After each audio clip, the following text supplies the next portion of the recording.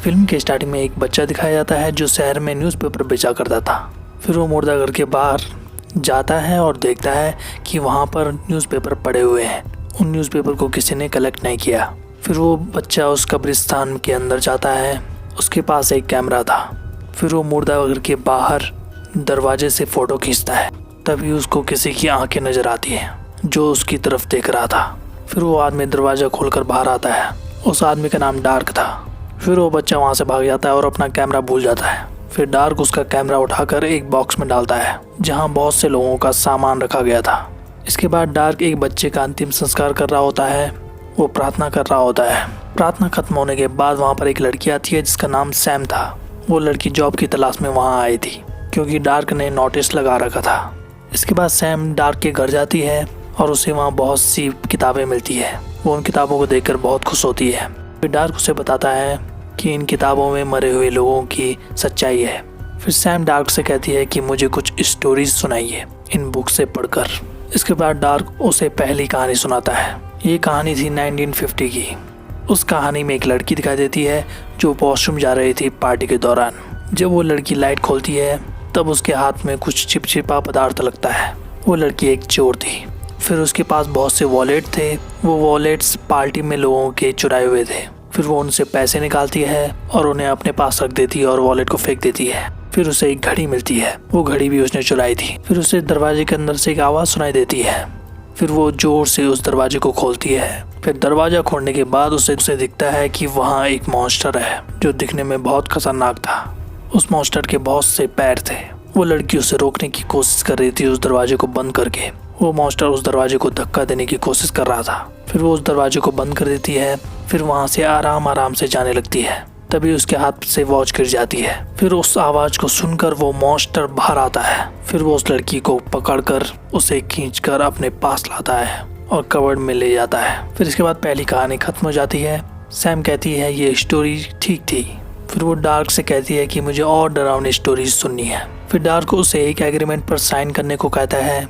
इसके बाद डार्क उसे दूसरी कहानी सुनाता है। ये कहानी 1960 की थी। इस कहानी में एक लड़का दिखाई देता है जो एक लड़की से मिलता है। वो दोनों एक अच्छे फ्रेंड बन गए थे। फिर एक दिन जब वो लड़का सो के उठता है, फिर वो देखता है कि उसकी बॉडी पर घाव बने हुए हैं। फिर वो डॉक्टर के पास जाता है। फिर डॉक्टर उसकी धड़कन चेक करता है तो उस डॉक्टर को मॉन्स्टर्स की आवाज़ सुनाई दे रही थी। फिर इसके बाद वो डॉक्टर उस लड़के की रिपोर्ट देखता है। वो हैरान हो जाता है कि वो लड़का प्रेग्नेंट है। फिर वो लड़का जब घर जाता है तो उसका पेट बड़ा होने लगता है। फिर इसके बाद वो उस लड़की के घर पर जाता है।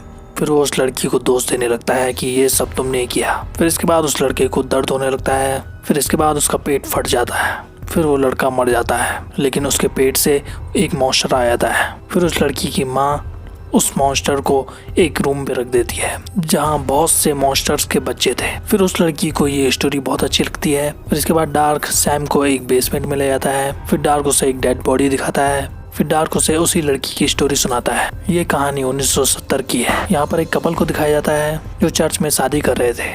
शादी के बाद वो लड़की पागल हो गई थी। वो अपनी पत्नी की बीमारी को ठीक करने के लिए बहुत कुछ करता है लेकिन उसकी पत्नी की तबीयत और बिगड़ती जा रही थी। फिर इसके बाद वो आदमी रात को अपनी पत्नी के साथ कैंडल लाइट डिनर करता है। रात को उसकी पत्नी न कुछ बोल रही थी न कुछ खा रही थी, सिर्फ बैठी हुई थी। फिर उसका पति खाने में दवाई की मात्रा बढ़ा देता है। ऐसा करने के लिए उस डॉक्टर ने उसे कहा था।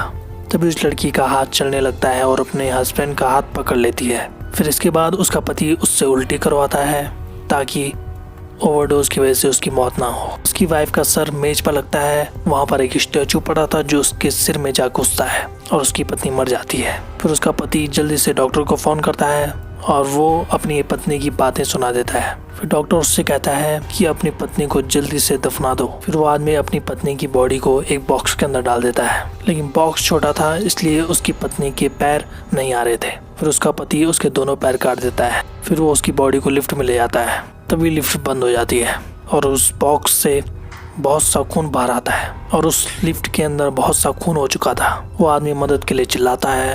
तभी उसकी पड़ोसी आ जाती है और वो उसे लिफ्ट से बाहर निकालने के लिए पुलिस को फ़ोन कर देती है। तभी लिफ्ट स्टार्ट हो जाती है और वो बहुत तेज़ी से अब नीचे की ओर जा रही थी।